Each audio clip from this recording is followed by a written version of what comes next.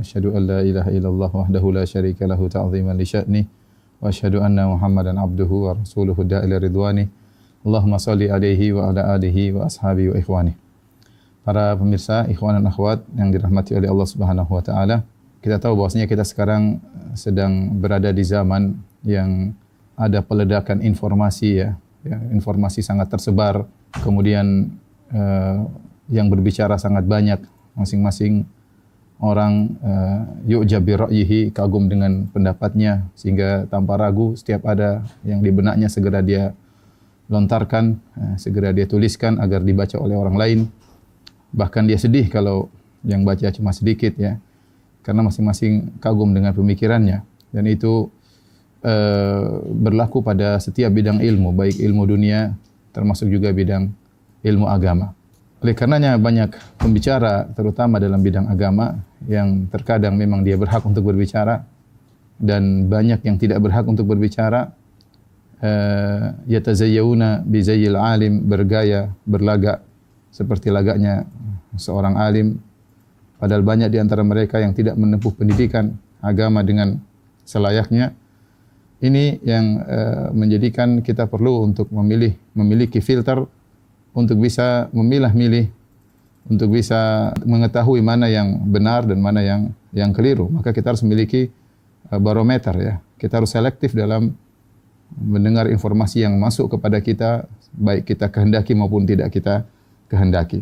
Di zaman dahulu, di zaman Rabi'ah, gurunya Imam Malik ya, rahimahullahu taala ya. Imam Malik berkata, akhbarani rajulun, ada seorang menyampaikan kepadaku bahwasanya dia masuk ketemu dengan Rabi'ah bin Abdurrahman ya. Kemudian dia mendapati fawajadahu yabki, dia mendapati Rabi'ah dalam kondisi menangis. Maka dia bertanya, "Ma yubkik? Apa yang buat kau menangis wahai Rabi'ah? Am musibatun dakhalat 'alaika? Apakah kau terkena musibah sehingga kau buat engkau menangis?" Faqala la, tidak, aku menangis bukan karena musibah.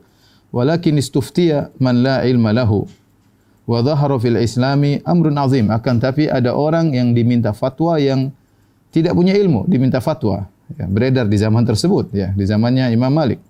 Ya, dan telah muncul perkara besar dalam Islam. Kemudian Rabi'ah berkata, wala ba'dhu man yuftiha huna ahaqqu bisijni minas surraq. Sungguh sebagian orang berfatwa di sini lebih utama untuk dipenjara daripada para pencuri ya. Artinya dia merasa bahwasanya orang-orang yang hobi berbicara agama tanpa ilmu, tanpa dalil, ikut perasaannya, ikut akalnya, ya, ikut katanya dan katanya, dan berani berkomentar, berani menjawab, berani dan yang lainnya berkaitan masalah agama, maka kata Imam Rabi'ah bahwasanya dia berhak untuk dipenjara daripada para pencuri. Kenapa? Karena pencuri melakukan kerusakan, tapi orang-orang ini kerusakannya lebih besar. Ya, kerusakan lebih besar karena berkaitan dengan masalah agama, masalah akhirat kaum muslimin ya. Dan kita tahu bahwasanya justru orang lebih berani berbicara masalah agama daripada masalah dunia ya.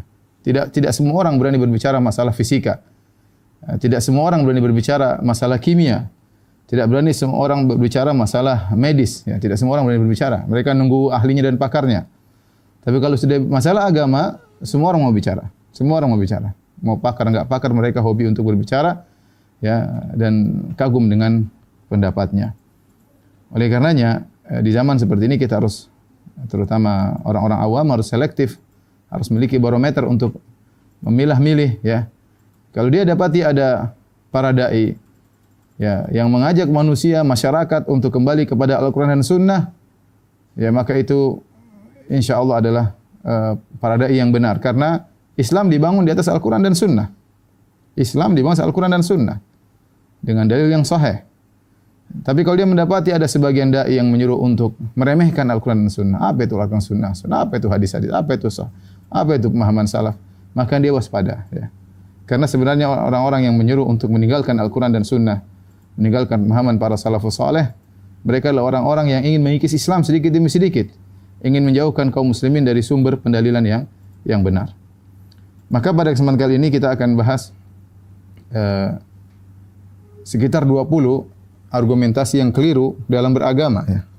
Sekitar 20 argumentasi yang keliru dalam beragama. Adapun pendalilan syar'i sudah dibahas oleh para ulama dalam kitab-kitab mereka dalam kitabul usul, kutubul usul ya, usul fiqh ya, bahwasanya pendalilan yang syar'i itu Al-Qur'an dan sunnah, kemudian ijma', qiyas, kemudian di sana ada pendalilan yang diperselisihkan ya. Ini dibahas dalam masalah usul fikih seperti istislah atau maslahal mursalah, kemudian istihsan ya, kemudian syar'u man qablana ya. Kemudian amal ahli Madinah ya. Al-istishab ya. Ini beberapa hal yang diperselisihkan oleh para ulama. Tapi yang akan kita sebutkan 20 ini adalah pendalilan yang batil ya, yang tidak disebutkan oleh para ulama dalam buku-buku fikih mereka. Tidak disebutkan oleh al-fuqaha dan juga tidak disebutkan oleh al-usuliyun ya. Hanya tersebutkan dalam sebagian buku-buku sufiyah misalnya ya, atau buku-buku yang lain yang bukan merupakan buku pendalilan secara syar'i. Maka 20 poin ini hendaknya diperhatikan dengan baik-baik karena itu semua adalah sisi pendalilan yang keliru. Saya mulai dari yang pertama. Yang pertama adalah argumentasi sebagian orang yang berdalil dengan al-aktsariyah, dengan mayoritas. Mereka berkata kalau mayoritas orang melakukan demikian maka itu adalah kebenaran. Semua orang begini kok, masa kita beda sendiri ya misalnya. Ya, ini sering terjadi ya, melakukan satu kegiatan agama, terus kita bilang ini tidak ada dalilnya, tidak ada sunnahnya. Oh enggak, semua orang melakukan demikian. Ya. Semua orang melakukan banyak hal seperti ini. Ya. Dan tatkala sifat manusia yang lemah, mereka mudah terbawa dengan jumlah yang banyak. Mereka mudah terbawa dengan kondisi lingkungan yang semuanya melakukan demikian, maka dia akan mengalir bersama air yang mengalir. Susah untuk anti mainstream. Dan ini kenyataan yang dimiliki oleh manusia, sehingga mereka mudah untuk berdalil dengan perbuatan banyak orang. Padahal Allah Subhanahu wa taala berfirman, "Wa in tuti' aktsara man fil ardi yudhilluka an sabilillah iyattabi'una illa dhann." Kata Allah, iyattabi'una illa dhanna. Kata Allah Subhanahu wa taala, jika kau mengikuti mayoritas orang-orang di atas muka bumi, maka mereka akan menyesatkan engkau dari jalan Allah. Yang mereka ikuti hanyalah persangkaan. Ini kenyataannya sekarang kalau kita bicara antara muslim dan non-muslim, jumlah non-muslim lebih banyak sekarang ya. Kenyataannya. Makanya kata iblis, "Wala tajidu aktsarahum syakirin." Kau akan dapati ya Allah, kata iblis, kebanyakan mereka tidak bersyukur. Ya. Kebanyakan mereka tidak bersyukur. Oleh karenanya, bahkan dalam banyak ayat dalam Al-Qur'an Allah mencela pendapat mayoritas ya. Oleh karenanya kebenaran bukan diukur dengan mayoritas atau minoritas. Bisa jadi kebenaran bersama mayoritas dan bisa jadi kebenaran bersama minoritas. Jadi dia bukan dalil yang merajihkan, menguatkan. Maka seorang berdalil dengan mayoritas dalam hal ini adalah kekeliruan, apalagi mayoritas orang awam. Mayoritas orang awam. Bahkan kalau kita buka buku-buku usul, tidak ada disebutkan metode pentarjihan kalau ada khilaf maka ambil pendapat mayoritas, enggak ada ya. Enggak ada ya. Mereka mungkin di masa salaf kalau disebutkan bahwasanya perkataan ini kebanyakan para sahabat, ya mungkin hanya sebagian sahabat yang menyelisih, itu mungkin. Tapi kalau kita berdalil dengan mayoritas orang awam misalnya ya, maka ini bukan dalil ya. Bahkan tidak ada dalam buku-buku fikih kemudian ini pendapat yang benar, ini pendapat jumhur ulama ya. Itu bukan sisi pentarjih, penguatan pendapat dengan cara yang benar. Oleh karenanya disebutkan bagaimana sebagian nabi mereka berdakwah yang ikut mereka hanya sedikit, bahkan di antara mereka ada yang cuma 2 orang, ada 1 orang, bahkan wan nabiyya wa laisa ma'u ahad. Ada seorang nabi yang tidak punya pengikut sama sekali. Kita lihat bagaimana kisah Nabi Ibrahim alaihissalam. Ketika berdakwah dia sendirian, semua satu negeri, satu negara semua musuhinya. Kemudian bahkan sang raja kemudian ingin bakarnya, bahkan ayahnya pun musuhinya. Kita lihat Ashabul Kahfi. Ya, Ashabul Kahfi yang cuma masih innahum fityatun amanu bi rabbihim. Mereka cuma sekitar 7 orang, sementara satu negeri semuanya di atas kebatilan. Oleh karenanya tidak boleh seorang berdalil dengan al-aktsariyah, kebanyakan orang. Kalau kita lihat kebanyakan orang tidak pakai jilbab, kebanyakan orang buka aurat, semua mau jadikan dalil enggak bisa, ya. Kebanyakan orang dengar musik, ya. Kebanyakan orang maksiat banyak, ya. Maksiat banyak dilakukan oleh banyak orang, ya. Oleh karenanya di antara pendalil yang keliru adalah berdalil dengan banyak orang, ya. Karena kalau kita ingin merajihkan bukan dengan banyak orang, tapi lihat dalil, ada dalilnya atau tidak. Ini yang pertama. Yang kedua adalah berdalil dengan mimpi, ya, berdalil dengan mimpi, ya. atau menafsirkan dengan mimpi atau bermimpi ketemu Nabi sallallahu alaihi wasallam. Ya, ini semua bukan metode pendalilan. Dalam buku usul fikih manapun tidak ada bahwasanya kita mau membangun suatu pendalilan dengan mimpi, enggak ada, ya. Ya, mimpi itu hanya sekedar istiqnas, penguat. Kalau sudah ada pembahasan, sudah ada dalilnya, kemudian sekedar menguatkan dengan mimpi itu boleh, tapi menjadikan mimpi sebagai dalil untuk pembenaran atau kemudian untuk menimbulkan suatu ibadah yang baru, maka ini tidak ada disebutkan dalam buku-buku fikih sama sekali. Hal ini kenapa? Karena mimpi itu ada sebagaimana disebutkan ada 3 macam. Ar-ru'ya salas. Mimpi itu ada 3. Namanya hadithun nafs, ada namanya takhwifus syaitan, dan ada busyra min Allah.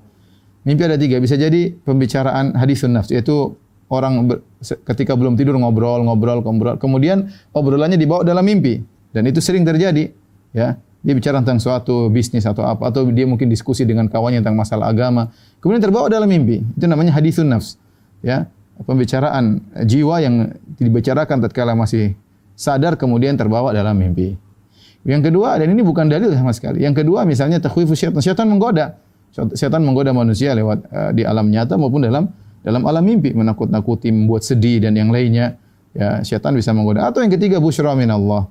Adalah kabar gembira dari Allah Subhanahu wa taala. Kalaupun kita bisa pastikan mimpi yang kita mimpi ini berkaitan dengan masalah fikih yang sedang kita bahas, misalnya ini kabar gembira dari Allah Subhanahu wa taala, maka itu juga butuh penafsiran. Karena kebanyakan mimpi datang bukan dalam plek begitu, tapi butuh penafsiran sebagaimana dalam hadis-hadis. Sebagaimana kisah Nabi Yusuf alaihissalam ketika menafsirkan mimpi sang raja. Jadi bukan plek sesuatu yang datang, tapi perlu ditafsirkan.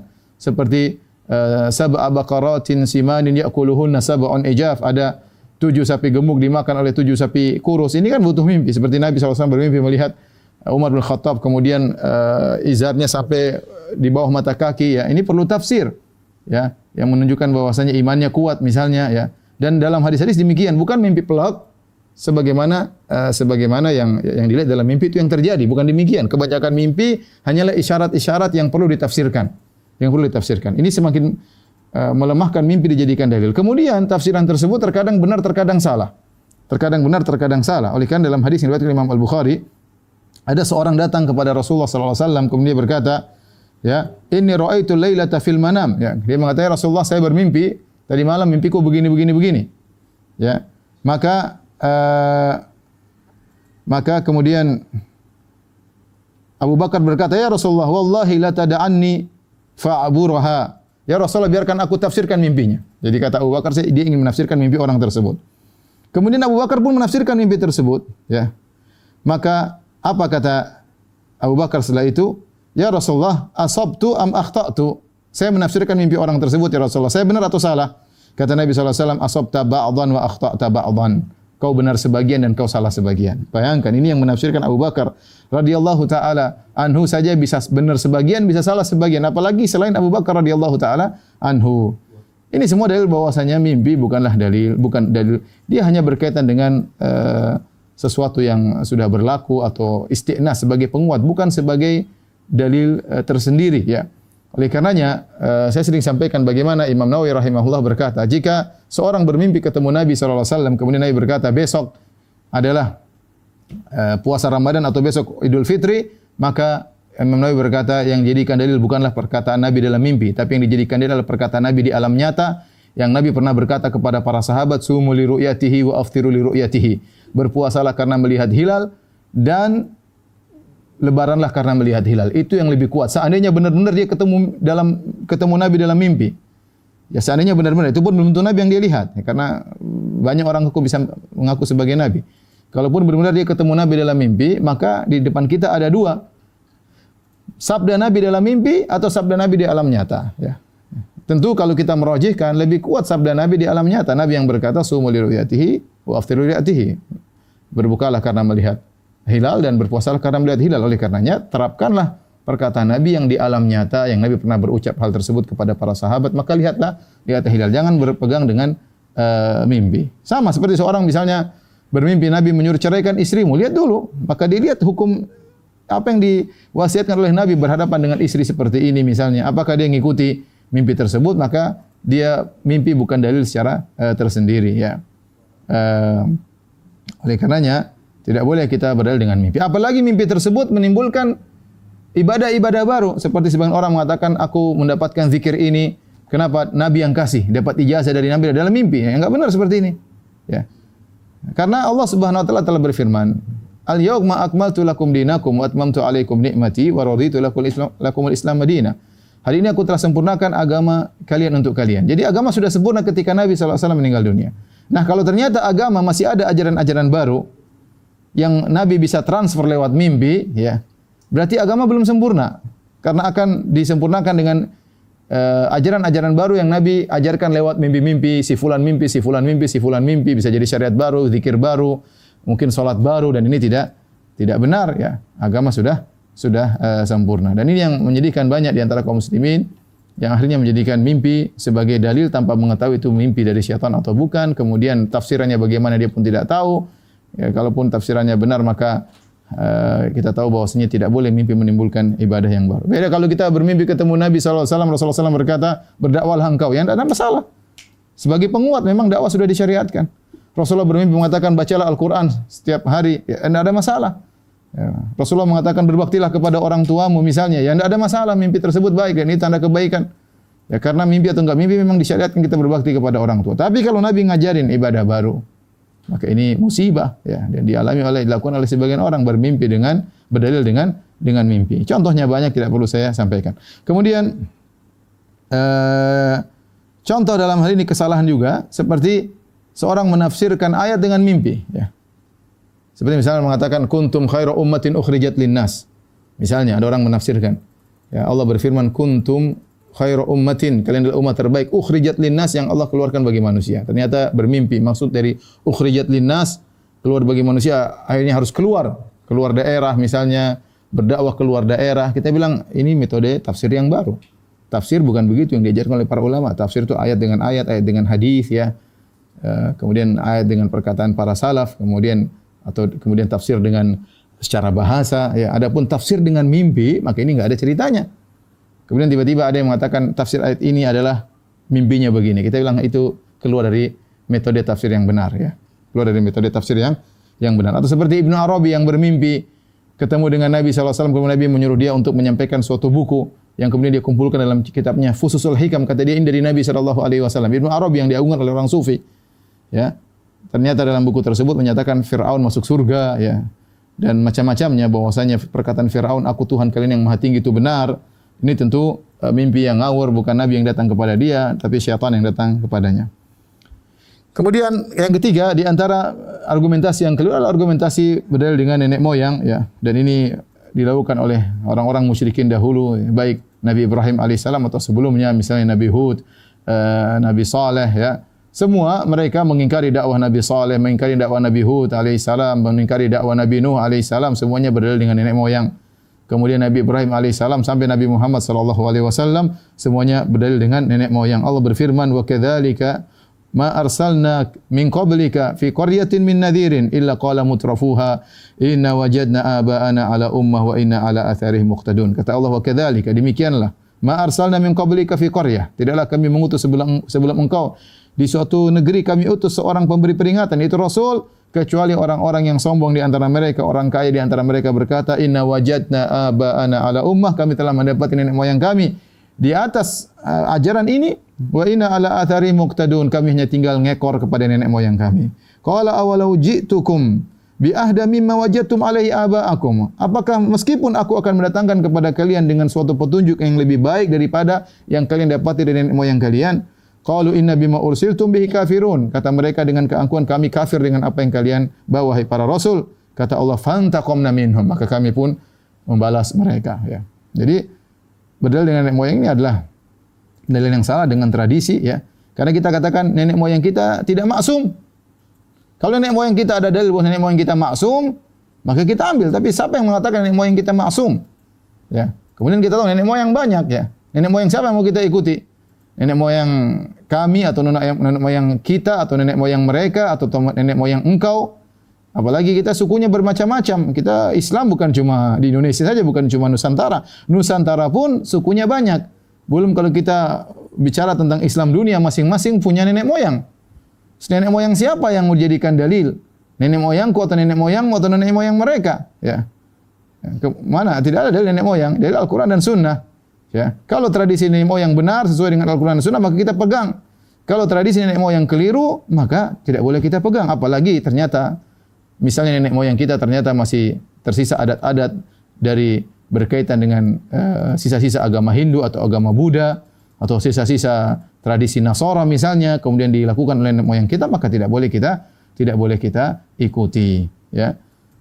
Oleh karenanya, salah satu kesalahan adalah berdalil dengan nenek moyang atau tradisi yang dipegang oleh sebagian orang, kemudian diyakini karena itu adalah tradisi nenek moyang. Kita bilang ini adalah pendalilan yang keliru karena tidak ada dalil Al-Quran yang menyatakan nenek moyang Anda benar. Ya. Kemudian nenek moyang juga yang mana? Kita kan nenek moyang banyak.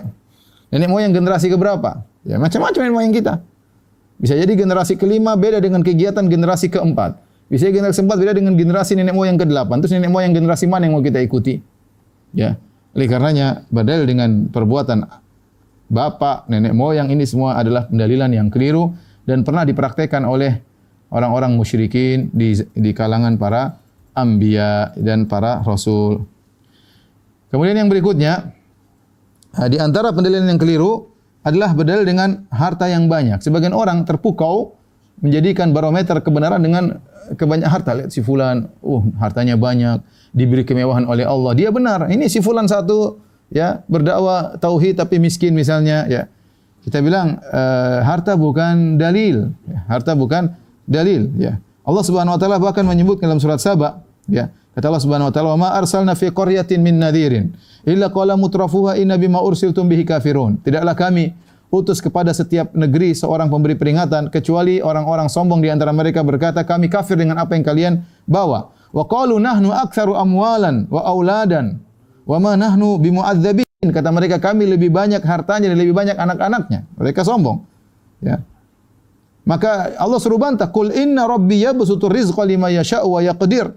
Katakanlah bahwasanya Allah Subhanahu wa taala melapangkan harta kepada orang yang Allah kehendaki dan Allah menyempitkan harta kepada orang yang Allah kehendaki, walakinna aktsaran nasi la ya'lamun. Akan tapi kebanyakan orang tidak mengetahui. Wa ma amwalukum wala auladukum billati tuqarribukum indana zulfa. Kata Allah, bukanlah harta kalian, bukanlah anak-anak kalian yang mendekatkan kalian kepada kami sedekat-dekatnya illa man amana wa amila shalihan, kecuali yang beriman dan beramal saleh. Jadi pendalilan dengan harta yang banyak ini sudah ada.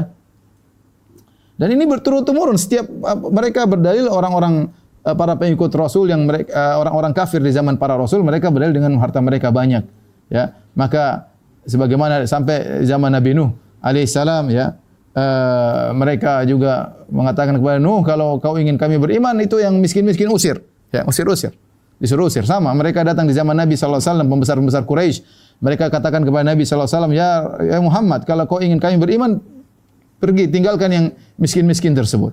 Jadi mereka merasa mereka benar karena mereka memiliki harta yang banyak, dan ini tidak benar. Allah memberikan harta baik kepada orang beriman maupun kepada orang kafir. Kullan numiddu haula'i wa haula'i min ata'i rabbik wa ma ata'u rabbika mahdzura wa ma kana ata'u rabbika mahdzura.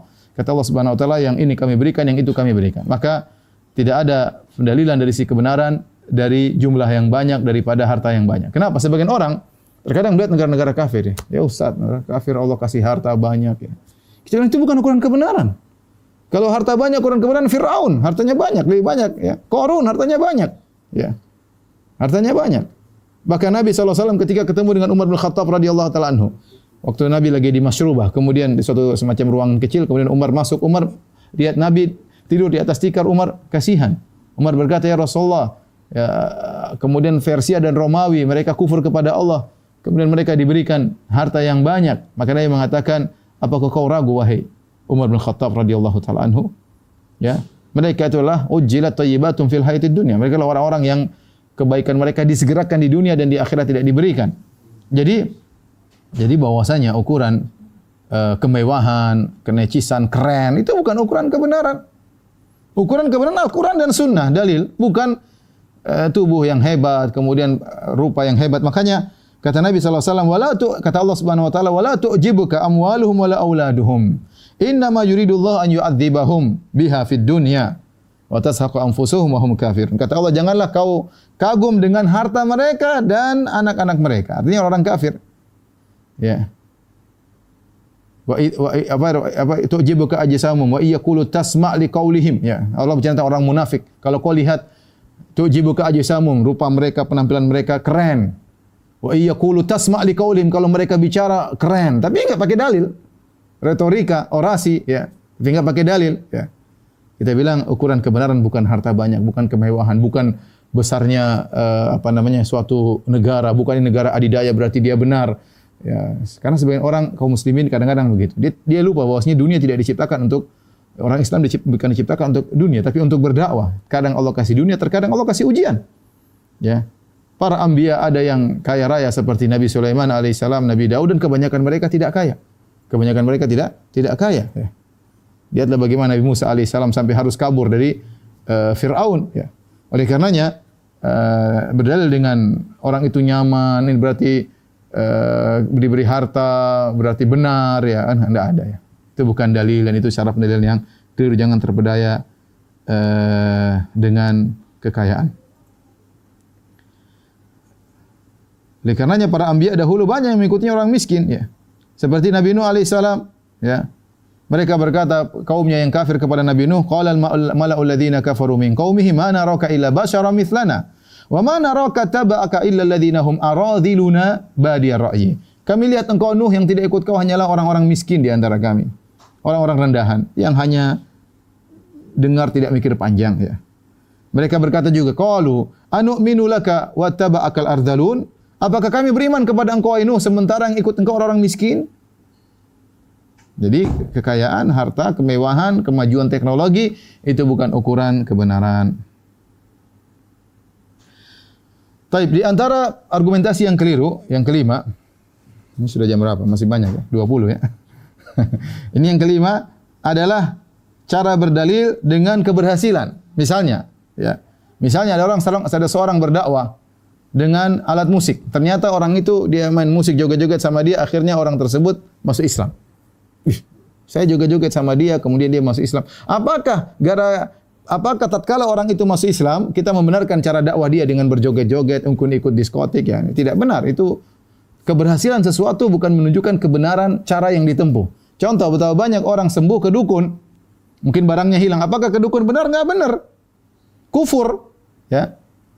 Suami saya benci sama saya, datang ke dukun, dipelet sama dukun, akhirnya suaminya cinta sama dia. Apakah gara-gara pergi ke dukun kemudian menimbulkan keharmonisan rumah tangga berarti dukunnya benar? Tidak benar. Tidak semua keberhasilan kemudian membenarkan cara. Ada orang mungkin berobat dengan makanan haram, dengan babi, mungkin dengan khamar, berobat dengan cara-cara haram. Ya, apakah kemudian menjadikan haram tersebut menjadi halal? Jawabannya tidak. Jadi terkadang orang terpedaya di sini. Benar, dengan cara begitu banyak orang dapat hidayah. Ya. Dan ini dilakukan oleh sebagian orang. Mereka cerita dengan cerita bohong. Cerita sini, cerita sana. Orang tertarik, orang menangis. Dengan cerita-cerita bohong ini, akhirnya orang malah ternyuh. Ini enggak benar. Dahulu ada orang-orang berdosa atas nama Nabi SAW. Maka diingatkan, wahai jangan berdosa dengan atas nama Nabi SAW. Nabi bersabda, man kadzaba alayya muta'ammidan falyatabawa maq'adahu minan nar. Barang siapa berdusta namaku, siapkan kapalnya di neraka. Kata mereka, kami tidak berdusta atas nama Nabi SAW, tapi kami berdusta demi Nabi SAW. Kami berdusta demi Nabi SAW. Ya. Jadi orang malas ke masjid, mereka bikin hadis-hadis palsu tentang keutamaan ke masjid misalnya. Ya, niatnya baik, ya, untuk agar orang semangat beribadah. Tapi apakah cara tersebut benar? Jawabannya salah meskipun berhasil. Meskipun berhasil. Ya. Misalnya ada seorang kemudian dia berdakwah di depan orang-orang kafir, kemudian menafsirkan ayat dengan cara pikiran dia, dengan teknologi dia kait-kaitkan dengan teknologi, dia kaitan dengan sains. Ternyata enggak ada hubungan tersebut dengan sains. Kemudian dia paksa-paksakan supaya orang beriman. Meskipun orang itu beriman, kita bilang tidak benar. Itu cara tidak benar. Keberhasilan satu tidak menunjukkan kebenaran wasilah, ya. Dan ini sering. Dulu kan orang masuk Islam begini caranya, Ustaz. Masa dulu salah? Kita bilang itu orang dulu, ya kita bilang urusan mereka dengan Allah. Tapi kalau yang jadi patokan kita, salah benarnya Al-Quran dan Sunnah. Bukan keberhasilan. Ya, bukan keberhasilan. Ya, ini perlu kita perhatikan karena berhasilnya seorang ya, bukan berarti cara dia benar. Enggak ada orang kemudian masuk ke diskotik, kemudian ikut disko, ikut joget-joget, ikut nyanyi-nyanyi, akhirnya sebagian PSK misalnya masuk Islam atau sadar, ya kita bilang enggak benar cara seperti itu. Allah tidak mewajibkan engkau untuk mendakwah dengan cara seperti itu, ya. Itu tidak adalah cara yang keliru. Mungkin seorang berdakwah dengan misalnya pakai alat musik, kemudian bikin konser, akhirnya orang ingat tentang akhirat misalnya, ya. Kita bilang meskipun yang hadir banyak itu bukan cara yang benar. Orang mungkin kemudian berdakwah dengan break dance dan kemudian dengan kita bilang keberhasilan meskipun yang ikut kamu banyak, meskipun tadinya mereka penjahat jadi orang baik, itu tidak menunjukkan caramu benar. Allah tidak membanding engkau di luar lebih daripada itu. Ya. Oleh karenanya dalam satu hadis tatkala disebutkan ada seorang berdakwah dengan Al-Qur'an dan Sunnah, orang tidak mendengar, berdakwah dengan Al-Qur'an orang tidak ikut. Maka dia pun membuat satu perkara yang baru agar orang ikut, maka dikatakan iyyakum mabtada, hati-hatilah kalian dengan bid'ah yang dia lakukan dalam rangka untuk menarik manusia. Jadi cara keberhasilan tidak membenarkan, tidak menjadi pembenaran metodologi yang diikuti. Taib. Yang berikutnya yang keenam, seorang berargumentasi dengan kesalahan sebagian ulama.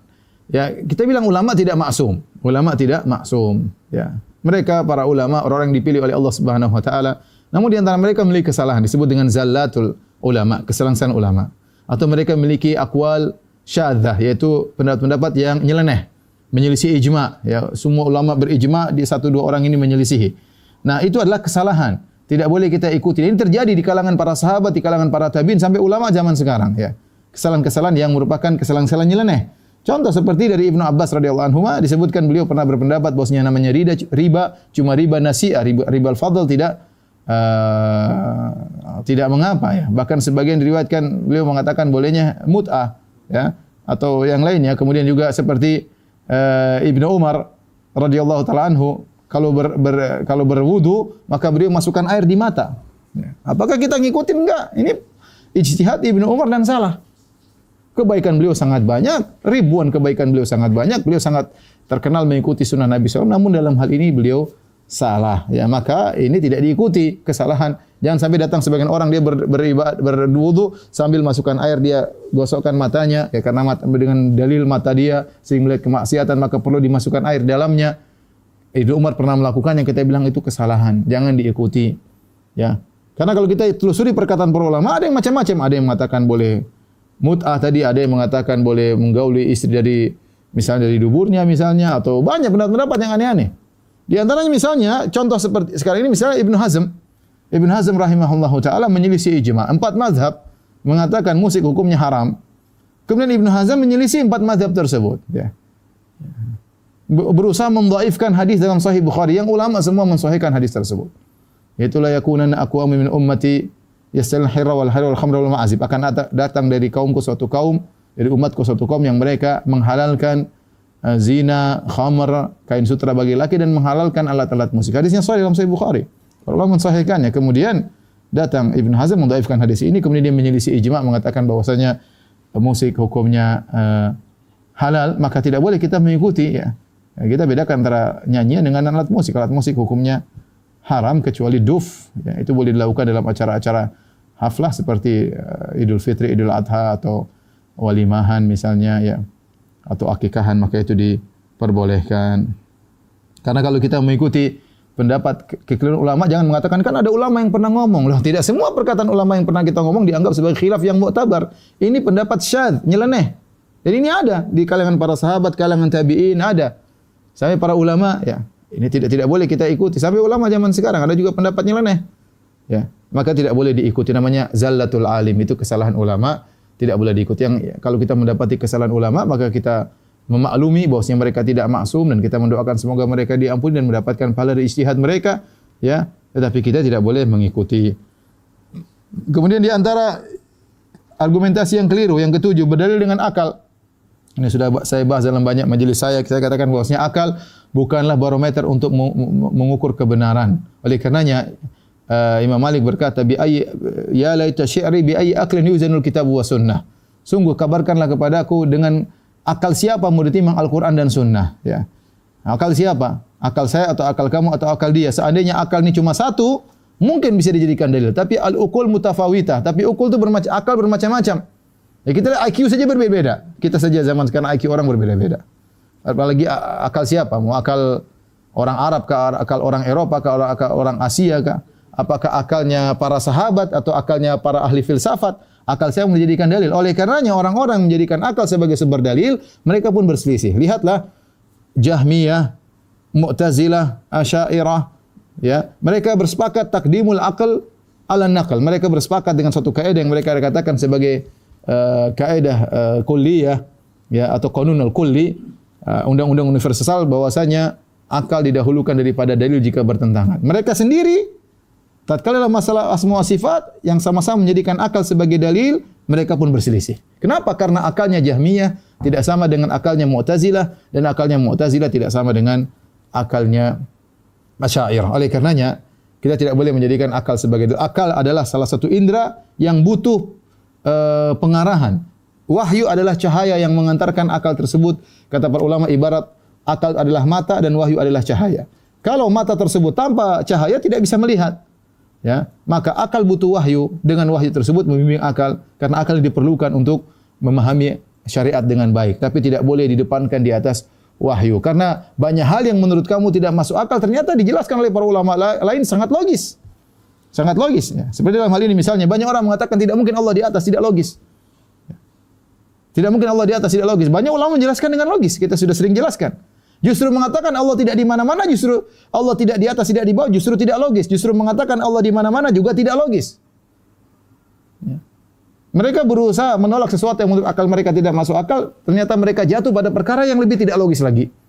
Oleh karenanya, menjadikan akal sebagai sumber dalil itu adalah suatu kekeliruan. Kemudian berikutnya, yang ke-8, di antara argumentasi yang keliru adalah berdalil dengan hadis dhaif. Hadis dhaif, ya, boleh digunakan dalam beberapa syarat, di antaranya dalam fadhail amal. Banyak ulama mengatakan boleh hadis dhaif dalam fadhail amal. Boleh, dengan syarat bahwasanya tidak boleh meyakini itu adalah perkataan Nabi sallallahu alaihi wasallam. Sebagian penjelasan Ibnu Hajar rahimahullah taala. Tidak boleh meyakini perkataan Nabi sallallahu alaihi wasallam. Yang kedua, amalnya sudah ada. Ya, misalnya salat duha, amalnya sudah ada di sahih. Kemudian datang dari hadis dhaif menjelaskan tentang keutamaan salat duha. Misalnya salat di masjid, banyak hadisnya tentang keutamaan salat di masjid. Kemudian datang hadis dhaif tentang keutamaan salat di masjid. Maka ini boleh disampaikan dengan syarat tadi tidak boleh meyakini dari Nabi sallallahu alaihi wasallam. Kemudian hadisnya tidak boleh dhaif jiddan, tidak boleh sangat dhaif tapi kedhaifannya lemah. Kemudian sudah ada amal yang sudah ada tinggal pahalanya saja yang dhaif, kemudian tidak boleh disebarkan karena orang-orang awam nanti menyangka ini adalah hadis Nabi sallallahu alaihi wasallam tanpa dijelaskan. Jadi kalau para ulama ingin menjelaskan tentang hadis dhaif, mereka mengatakan ruwiya, diriwayatkan. Ala sigat tamrid untuk menjelaskan bahwasanya ini hadisnya dhaif, atau dikatakan untuk mengisyaratkan bahwasanya hadisnya dhaif. Adapun menjadikan hadis dhaif sebagai suatu amalan baru, maka tidak boleh. Tidak boleh. Apalagi hadisnya mungkar, apalagi hadisnya maudhu'. Ternyata hadis tersebut bukan cuma dijadikan sebagai amal baru, bahkan sebagai akidah baru. Seperti orang-orang meyakini adanya Nur Muhammad. Bahwasanya Allah sudah alam semesta diciptakan oleh Nur Muhammad. Nur Muhammad sudah ada sejak zaman Nabi Adam alaihissalam. Hadis-hadis palsu yang berkaitan dengan ini, ya. Laulaka ma khalaqtul aflaq, ya Muhammad, kalau bukan karena engkau aku tidak ciptakan langit dan bumi. Hadis palsu untuk menimbulkan suatu akidah, ini tidak boleh, ya. Ini tidak boleh dibenarkan. Apalagi untuk dijadikan akidah. Jadi saya perlu sampaikan bahwasanya tidak boleh kita menjadikan hadis dhaif atau apalagi hadis palsu untuk dijadikan sebagai sumber pendalilan, argumentasi. Tadi hadis dhaif boleh diamalkan, tadi saya katakan syaratnya fadil amal. Terus ulama mengatakan juga, para ulama yatasahalun, bermudah-mudahan dalam hadis dhaif kalau berkaitan dengan sirah Nabi sallallahu alaihi wasallam. Sirah Nabi, kalau kita berdasarkan hadis-hadis yang sahih saja, maka ada rangkaian yang terputus, ada mata rantai yang terputus. Tapi bukan pada intinya. Maka ada hadis dhaif menjelaskan, ya, tetapi dhaifnya tidak terlalu parah, menggabungkan dua mata rantai yang terputus, maka ini dibolehkan kata para ulama, ya, dalam masalah sirah misalnya. Ya, intinya adapun untuk menimbulkan satu hukum baru, ya, atau apalagi keyakinan baru, maka ini tidak diperbolehkan. Apalagi hadisnya hadis palsu, ya. Apalagi Nabi mengatakan man kadzaba alayya muta'ammidan falyatabawa maq'adahu minan nar. Barang siapa yang berdosa atas nama aku, siapkan kaplingnya di neraka jahanam. Yang kesembilan, berdalil dengan si fulan adalah wali. Sering si fulan adalah wali. Terus kenapa? Sebagian masyarakat menyangka namanya wali maksum, tidak mungkin salah. Sehingga semua yang dikerjakan oleh wali tersebut benar. Nah, si fulan sudah dianggap wali, dia mau begini, dia mau begitu, dianggap benar. Dan ini adalah kekeliruan. Kita bilang bukan persyaratan wali harus maksum.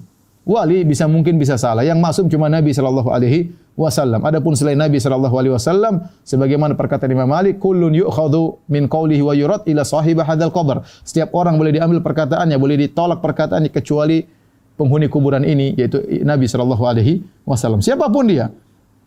Siapa yang ragu bahwasanya Imam Syafi'i wali dari wali-wali Allah? Tapi apakah semua muridnya taklid kepada Imam Syafi'i? Bahkan muridnya langsung Al-Muzani rahimahullahu taala menyelisih Imam Syafi'i dalam banyak hal. Bahkan muridnya langsung Imam Ahmad bin Hanbal rahimahullahu taala menyelisih Imam Syafi'i sampai punya mazhab baru namanya mazhab Imam Ahmad bin Hanbal, mazhab Hambali.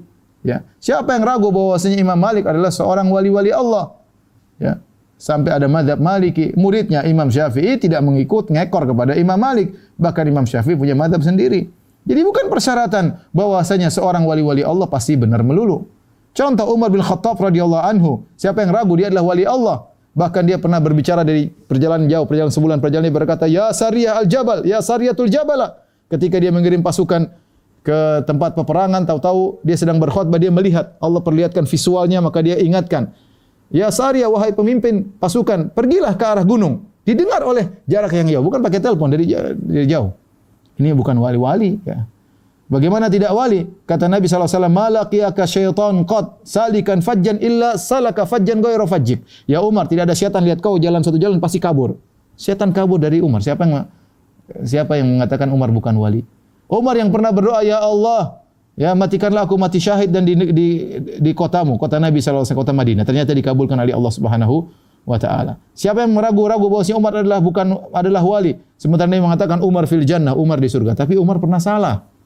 Beberapa kali salah. Ya. Beberapa kali salah, bersama Abu Bakar salah, bersama Nabi SAW dalam perjanjian Hudaybiyah dia pun keliru. Jadi wali kalau Umar saja bisa salah, apalagi kalau Imam Syafi'i bisa salah, Imam Malik bisa salah, apalagi wali-wali sekarang. Kemudian dikatakan ini wali pasti benar. Pernyataan wali pasti benar itu adalah kesalahan. Maka tidak boleh kita berdalil seorang disebut wali kemudian apa yang dilakukan benar semua. Itu tidak benar. Itu adalah argumentasi yang keliru karena wali tidak harus benar selalu. Kemudian di antaranya yang ke-10 adalah berdalil dengan perkataan falasifah. Ya. Sebagian orang ya, tatkala masalah asma wa sifat mereka berdalil dengan perkataan orang-orang ahli filsafat, Aristoteles, kemudian Plato ya. Kemudian dianggap perkataan ahli-ahli filsafat tersebut suatu kepastian hukum yang absolut. Ya, dan ini tidak benar. Ya. Kemudian akhirnya dalil-dalil yang datang yang menyelisih absolut yang mereka yakini tersebut harus ditakwil, harus dipalingkan, harus ditolak. Ya. Dengan berbagai macam metode mereka. Kita bilang yang menyatakan bahwasanya teori-teori dari ahli filsafat seperti Aristoteles maupun Plato itu adalah suatu absolut, ya, adalah suatu qat'iyat yang pasti benar, itu siapa yang mengatakan demikian? Ya, itu adalah perkara yang tidak dibenarkan, ya. Kita bilang yang benar adalah Al-Qur'an dan Sunnah dan akal harus tunduk kepada Al-Qur'an dan Sunnah. Oleh karena kita dapati sangat menyedihkan sebagian ulama tatkala mereka berbicara tentang masalah agama, terkadang mereka berdalil dengan perkataan Aristoteles. Lalu Aristoteles adalah seorang yang kafir. Dia bukan Yahudi, bukan Nasrani, bukan Muslim, penyembah Yunani, enggak tahu apa yang dia sembah. Ya. Bagaimana kemudian perkataannya dijadikan dalil bahkan dikedepankan daripada Al-Quran dan Sunnah. Yang ke-11, ya.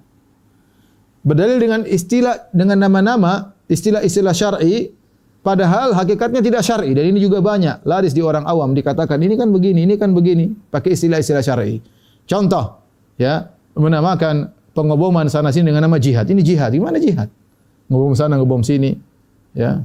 Kantor polisi dibom, orang-orang Islam dibom, bom di saat lagi Jumatan dibom, ya. Orang tidak bersalah, orang-orang kafir tidak bersalah dibom, ya. Apakah demikian, ya? Dengan atas nama jihad, jihad dari mana seperti ini? Ya. Kemudian bom di sekitar Masjid Nabawi, ini jihad dari mana? Ya. Dinamakan jihad tapi ternyata bukan jihad. Terpedaya seorang dengan nama. Dan inilah oleh karenanya dahulu iblis ketika ingin menggoda Adam, iblis menamakan pohon yang dilarang oleh Allah dengan syajaratul khuldi.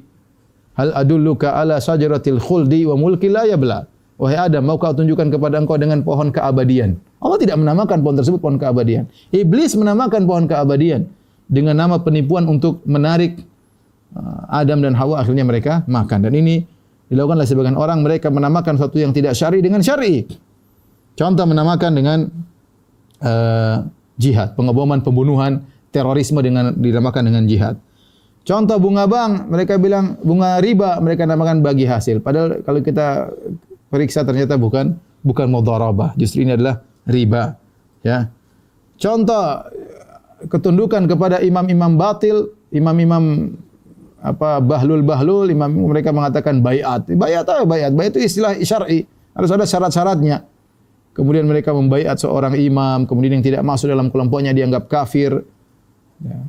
Contoh mereka menamakan keharaman musik, mereka menamakan musik Islami. Nanti ada musik Islami, nanti ada joget Islami. Ya, subhanallah. Ya. Apa nanti ada semua di label-label dengan nama Islami. Apakah menjadi argumen untuk melegalkan apa yang mereka lakukan? Jawabannya tidak. Maka al-ibrah bil haqa'iq, ya, yang menjadi hakikat adalah hakikat, yang menjadi patokan adalah hakikat, bukan nama, ya, bukan label, bukan nama, tapi yang jadi patokan adalah hakikat sesuatu. Maka jangan terpedaya dengan label-label yang dipasang oleh sebagian orang. Kemudian berikutnya yang ke-12, berdalil dengan kebenaran seorang dengan dia terselamatkan dalam suatu kejadian. Misalnya ada seorang, dia menyeru kepada kemungkaran, atau dia menyeru kepada kebid'ahan, atau dia menyeru kepada keyakinan yang salah. Kemudian terjadi gempa, dia selamat. Terus orang bilang, berarti dia benar selama ini. Kalau dia salah harusnya dia mati juga, dia benar. Kita bilang tidak bisa demikian. Betapa banyak orang kafir yang kemudian terkena musibah, ada yang selamat. Apakah kemudian berarti akidah dia benar? Ya, Nasrani, kemudian atau agama-agama Buddha, Hindu dan yang lain selamat dalam kejadian tersebut, berarti dia benar. Kita bilang dalil jelas Al-Quran dan Sunnah. Allah terkadang menyelamatkan orang kafir, terkadang dalam Al-Quran Allah sebutkan, ya, wa idza raqibu fil fulki da Allah mukhlishin lahuddin falamma najahum, ya. Kalau mereka berlabuh di lautan kemudian mereka ditimpa dengan ombak yang besar, mereka berdoa kepada Allah, selamatkan mereka. Bukan berarti kemudian keyakinan syirik mereka benar. Ya, idza hum yusyrikun, tatkala Allah selamatkan mereka kembali berbuat apa? Kesyirikan. Ya, sebagaimana Allah memberi kesehatan kepada orang-orang kafir, ya. Karena itu berkaitan dengan rububiyah Allah. Allah sebagai Tuhan, Allah memberi makan kepada mereka, beri kehidupan kepada mereka. Namun bukan berarti seorang kafir sehat, kemudian kokoh, jago loncat, mungkin ada gempa dia bisa kabur, kemudian dikatakan dia benar. Ya, jadi maksud saya selamatnya seseorang dari suatu musibah bukan berarti dia benar, ya. Seperti ada kejadian di sebagian lokasi, ya, terjadi kebakaran. Kemudian mengatakan nih gara-gara ada foto Kiai Fulan, maka toko ini tidak terbakar, ya. Ternyata banyak toko-toko lain ada fotonya juga kebakar, ya.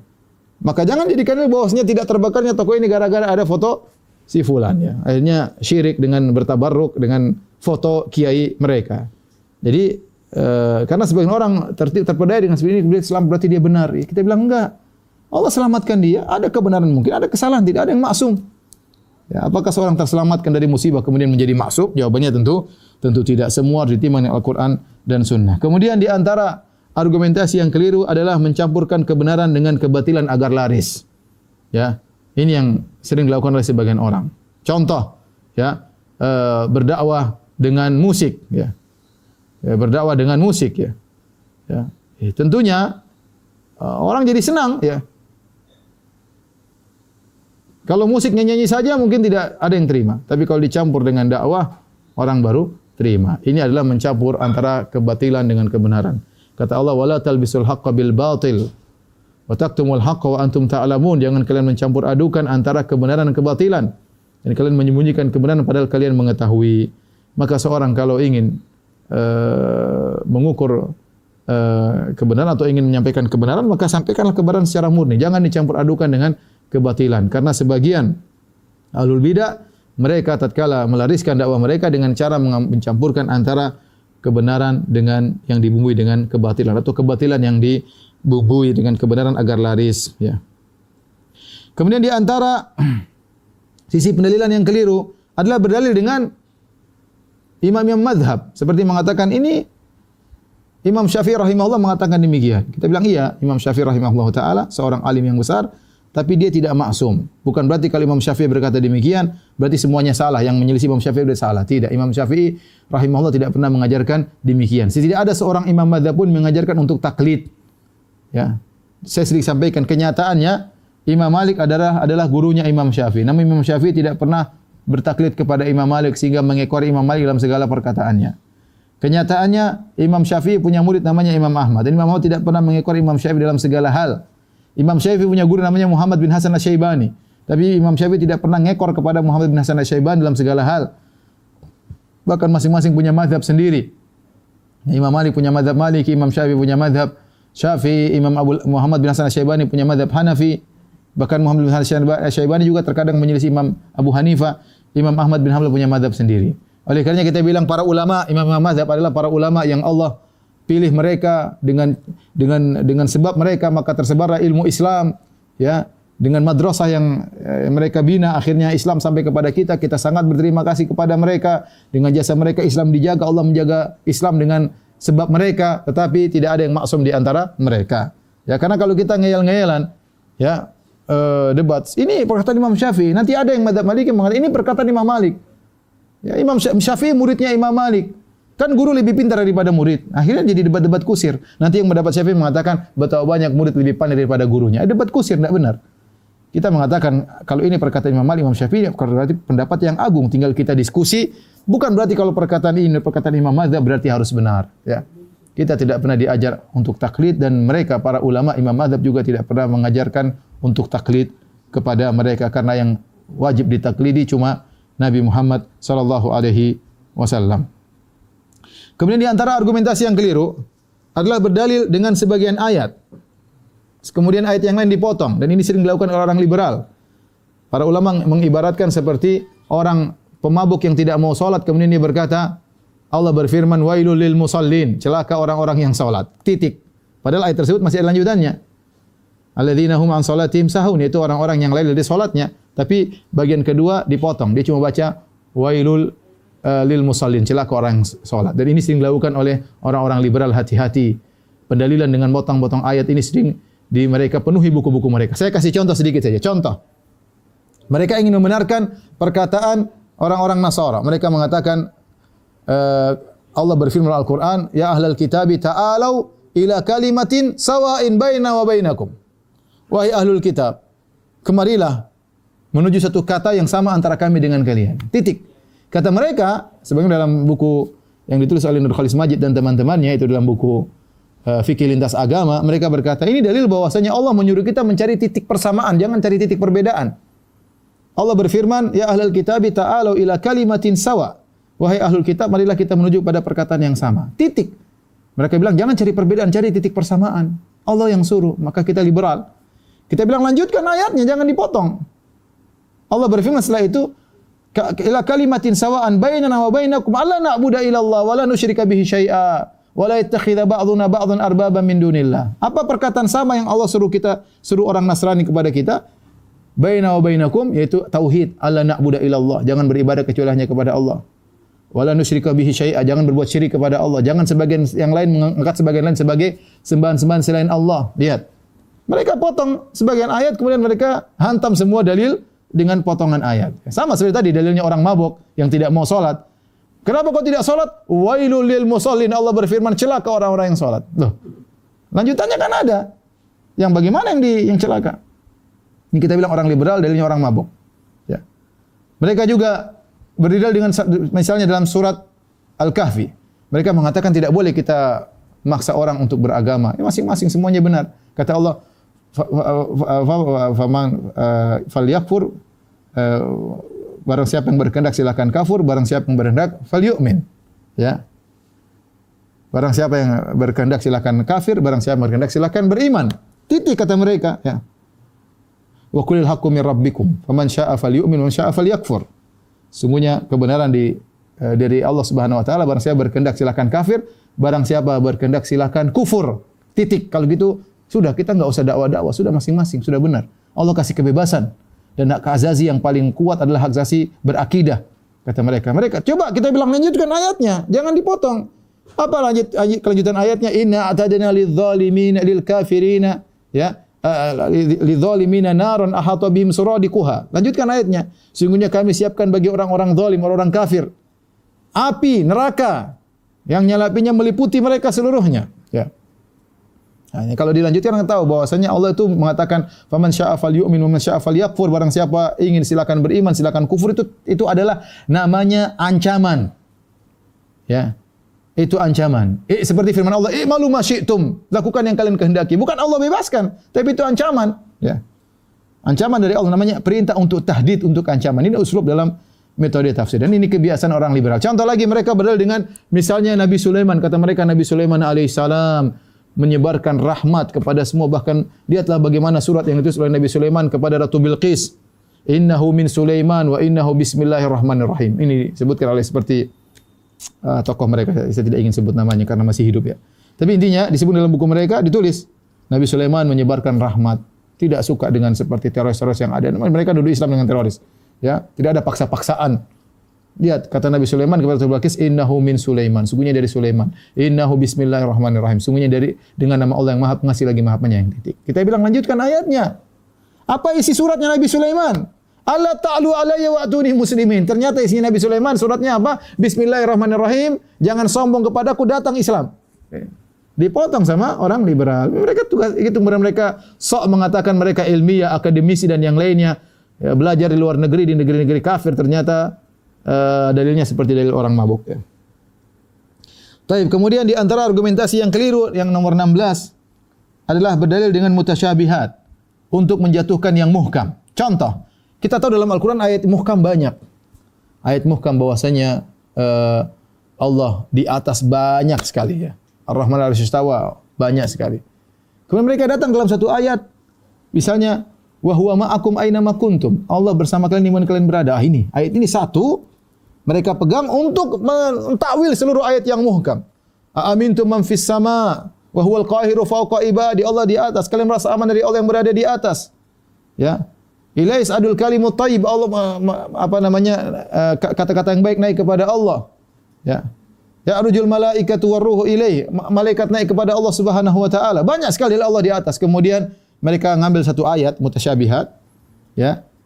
Wa huwa ma'akum aina ma kuntum. Allah bersama kalian di mana kalian berada. Ini ayat mutasyabihat diambil untuk membongkar semua ayat muhkamat. Dan ini cara pendalilan yang keliru. Seharusnya yang mutasyabihat, yang tidak bisa dipahami dengan baik, dikembalikan kepada yang jelas. Dikembalikan kepada ayat-ayat yang jelas, ya. Allah mengatakan huwallazi anzala 'alaikal kitaba minhu ayatun muhkamatun hunna ummul kitabi wa ukharu mutasyabihat. Fa ammal ladzina fi qulubihim zaygun fayattabi'una ma tashabaha minhu ibtighaa'al fitnati wa ibtigha'a ta'wili. Allah telah menurunkan Al-Qur'an, benar kata Allah, di antaranya ada yang ayat-ayat yang muhkam yang jelas, itulah ummul kitab, itulah induk daripada Al-Qur'an. Wa ukharu mutasyabihat, di sana ada ayat yang mutasyabihat. Allah sengaja turunkan ada ayat yang jelas, ada ayat yang kurang jelas untuk menguji manusia. Kemudian kata Allah, fa ammal ladzina fi qulubihim zaygun, adapun orang yang dalam hatinya penyakit, kecondongan, fayattabi'una ma tashabaha min, maka ikuti yang mutasyabihat. Seperti ini. Harusnya yang mutasyabihat kita bawa kepada yang muhkam, bukan sebaliknya yang muhkam kita bawa kepada yang mutasyabihat. Ini, ya. Ini banyak. Seperti orang Nasara sekarang, mereka mengatakan dalam Al-Qur'an Allah mengatakan inna nahnu, sungguhnya kami. Oh, berarti Allah berbilang, ya. Mereka ngakui berarti Tuhan mereka berbilang. Kita bilang enggak, ayat yang jelas banyak. Wa ilahukum ilahu wahid. Tuhan kalian Tuhan yang satu. Qul huwallahu ahad. Katakanlah Allah yang Maha Esa. Banyak ayat jelas. Kenapa Anda berdalil dengan ayat mutasyabihat kemudian yang muhkam mau dibawa ke situ? Ya. Inilah metode pendalilan yang keliru, membawa ayat-ayat yang muhkam dibawa ke tafsir ayat mutasyabihat. Seharusnya yang mutasyabihat dibawa kepada yang muhkam. Contoh argumentasi yang keliru adalah berdalil dengan sebagian dalil dan meninggalkan dalil yang lain. Ya. Seperti Khawarij dan Mu'tazilah, Khawarij dan Murji'ah. Orang-orang Khawarij mereka mudah mengkafirkan kaum muslimin. Mereka berdalil apa? Wa man lam yahkum bima anzalallah fa ulaika humul kafirun. Barang siapa tidak berhukum dengan hukum Allah maka kafir. Mereka lupa banyak ayat-ayat yang lain, hadis-hadis yang lain menjelaskan tidak langsung kafir secara mutlak, ada perincian dan yang lainnya. Contoh misalnya mereka berdalil dengan hadis Nabi sallallahu alaihi wasallam, la yazni zani hina yazni wa huwa mu'min, wa la yasriqu sariqu hina yasriqu wa huwa mu'min, wa la yashrabul khamr hina yashrabuha wa huwa mu'min. Tidaklah seorang berzina ketika berzina dalam kondisi beriman. Berarti kafir dong. Tidaklah seorang minum khamar ketika minum khamar dalam kondisi beriman berarti minum khamar kafir. Ya, tidak ada orang mencuri dalam kondisi beriman berarti mencuri kafir. Ya. Lihat dalil yang lain banyak. Jangan kita melihat sebagian sisi meninggalkan dalil. Dalil yang lain banyak. Ternyata Nabi tidak mengkafirkan orang berzina. Ya, bahkan Nabi menegakkan hukum had. Hukum had di antara fungsinya untuk menggugurkan dosa mereka. Orang minum khamar juga ditegakkan hukum had. Orang mencuri ditegakkan hukum had dan tidak dikafirkan oleh Nabi SAW. Bahkan orang sudah melakukan kesalahan maka didoakan, disolatkan jenazah oleh para sahabat. Kalau orang kafir enggak boleh disolatin. Jadi hanya melihat sebagian sisi, lupa dengan yang lain. Sebagaimana dalam hadis yang lain, Nabi mengatakan dia mukmin. Wa in zana wa in sarak, meskipun dia berzina, meskipun dia mencuri, dia masih mukmin. Kemudian orang-orang Murji'ah mengatakan orang bermaksiat tidak mempengaruhi iman. Yang penting imannya tinggi meskipun bermaksiat. Kita bilang ini tidak benar. Harusnya digabungkan antara dalil yang satu dengan dalil yang lain. Jadi dalam memahami suatu pemahaman agama harus dilihat secara komprehensif dari segala sisi, baru kemudian dikompromikan. Bukan punya keyakinan dulu, baru kemudian mencari dalil yang cocok dengan keyakinannya. Kemudian di antara kesalahan yang ke-18, hanya berdalil hadis mutawatir, dan ini kesalahan dilakukan oleh orang-orang Mu'tazilah, diikuti oleh sebagian ahlul bidah yang lainnya. Mereka mengatakan kita dalam masalah akidah hanya berdalil hadis mutawatir. Ya, dan ini tidak benar, ini tidak pernah diajarkan oleh Nabi SAW dan para sahabatnya. Betapa banyak sahabat menyampaikan masalah akidah, ya tidak mutawatir. Ya. Oleh karena Nabi SAW ketika mengutus Mu'adz ke negeri Yaman untuk berdakwah, Nabi utus Mu'adz sendirian. Mutawatir maksudnya apa? Maksudnya harus dibawa oleh 10 orang lebih. Baru bicara akidah harus dibawa oleh 10 orang lebih. Hadisnya harus diriwayatkan oleh 10 orang. Ini tidak benar. Ya, kita bilang hadis mutawatir dalam Islam cuma sedikit. Jadi ini bantahannya banyak, cuma saya isyaratkan bahwa ini pendapat yang tidak benar. Ahlussunnah wal Jamaah tidak membedakan antara hadis mutawatir dan ahad kecuali dalam masalah tarjih. Adapun dalam masalah berdalil, ya maka hadis ahad sama dengan hadis mutawatir selama hadisnya sahih, maka dijadikan dalil dalam urusan akidah maupun dalam urusan ibadat ya.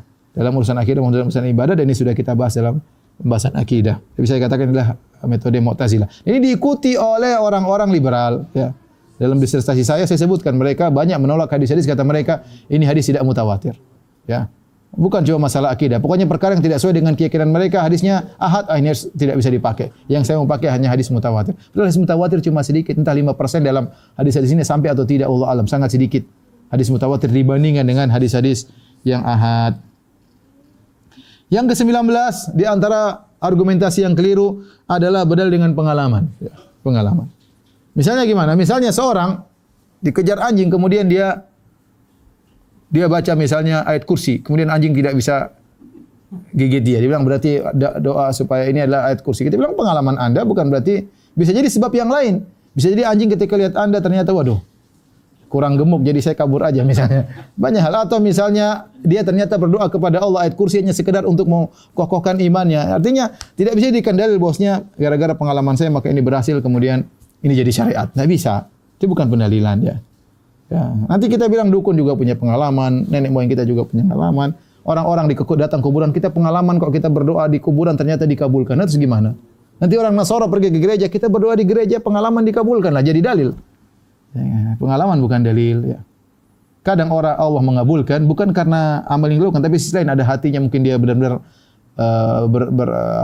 benar-benar menghadap kepada Allah Subhanahu wa taala atau sebagai istidraj, banyak kemungkinan. Oleh karenanya pengalaman bukan dalil. Karena kalau kita berdalil pada pengalaman banyak sekali. Pengalamanku beda dengan pengalamanmu, ya.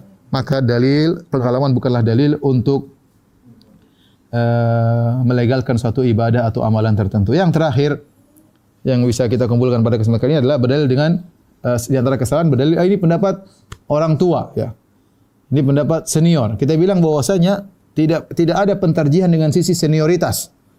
Orang senior kita hormati, ya. Rasulullah SAW bersabda, al-barakah ma'a akabirikum. Keberkahan bersama orang-orang senior di antara kalian. Ya, para ulama menjelaskan senior di sini masalah dua. Senior dari sisi ilmu, meskipun dia umurnya tidak tua tapi dia ilmunya tinggi, maka dianggap dia senior, dianggap kibar dalam masalah ilmu. Atau senior dari sisi umur. Orang yang tua, mereka memiliki keberkahan. Kenapa? Meskipun mungkin ilmunya kurang, ya, tetapi dia punya banyak pengalaman. Ya. Dia lebih hikmah, lebih bijak dan macam-macam seperti itulah. Apalagi kalau dia ulama, ya. Apalagi kalau dia ulama, ya. Tetapi tidak bisa kita mentarjih suatu pendapat dengan mengatakan ini pendapat senior. Tidak ada dalam buku usul fikih manapun, enggak ada. Kita mencari buku usul fikih bahwasanya Ini pendapat lebih kuat. Kenapa? Imam Malik lebih tua daripada Imam Syafi'i. Berarti yang benar Imam Malik. Nggak ada seperti kalau begitu. Imam Syafi'i selalu kalah dong. Apalagi Imam Abu Hanifah dibandingkan dengan Imam Syafi'i. Imam Abu Hanifah wafat 150 Hijriah. Imam Syafi'i baru lahir tahun 150 Hijriah. Berarti kalau kita bandingkan Imam Syafi'i sama Imam Abu Hanifah selalu kalah Imam Syafi'i. Karena Imam Syafi'i, Imam Abu Hanifah meninggal di tahun tersebut. Imam Syafi'i baru lahir. Mana lebih senior? Ya Imam Abu Hanifah. Tapi nggak ada pentarjian seperti itu. Ya, tapi Nabi ketika mengatakan al-barakatu ma'a akabirikum, artinya keberkahan yaitu lazimi orang tua, ya, kita hormati mereka. Kata Nabi sallallahu alaihi wasallam, laisa minna man lam yuwaqqir kabirana wa la yarham saghirana. Bukan dari golongan kami yang tidak hormat kepada yang tua dan tidak sayang kepada yang muda. Dua-duanya, yang tua sayang kepada yang muda menghormati yang tua. Jangan kamu merendahkan. Kalaupun ada yang senior salah bukan berarti untuk direndahkan. Mereka lebih dahulu berjasa terhadap Islam, mereka lebih banyak salatnya daripada kita, mereka lebih dahulu beribadah kepada kita, mereka lebih dahulu merasakan pahitnya dalam nuntut ilmu dan dalam berdakwah dan yang lainnya, ya. Yang tua bisa salah, yang muda juga bisa salah. Jadi maksud saya kalau adapun dalam masalah mentarjih, tidak boleh masalah lihat senioritas, ya. Mana lebih bagus, laut atau sungai? Kita bilang yujad fil nahar ma la yujad fil bahr. Di sungai memang lebih kecil, laut lebih besar, tapi ada ikan-ikan di sungai yang tidak ada di laut. Jadi maksud saya kita menghormati orang tua, ya, dan mereka biasanya bijak dan hikmah, tetapi tidak bisa dijadikan sebagai sisi pentarjian bahwasanya kalau tua berarti harus benar, ya. Nanti tinggal mana yang paling tua di antara kita. Berarti kamu masih muda, sudah kamu salah terus. Yang benar itu enggak ada dalam usul fikih, enggak ada. Orang belajar usul fikih tidak ada kan mendapati hal tersebut. Inilah para ikhwan dan akhwat yang dirahmati Allah Subhanahu wa taala. Apa yang bisa kita sampaikan pada kesempatan kali ini tentang 20 argumentasi yang keliru dalam beragama. Semoga kita terhindar dari 20 argumentasi tersebut karena semuanya salah dan keliru. Kepada para pemirsa sekalian yang dirahmati oleh Allah Subhanahu wa taala, terima kasih atas partisipasi untuk ikut bisa meramaikan kajian kita pada hari ini, kajian dari UFA Office, ya. Semoga pertemuan kita diberkahi oleh Allah dan menambah derajat kita di sisi Allah Subhanahu wa taala. Demikian saja. Jazakumullahu khairan wa jazakunallahu khairan. Subhanakallah bihamdik asyhadu an la ilaha illa anta astaghfiruka wa atubu ilaik. Assalamualaikum warahmatullahi wabarakatuh.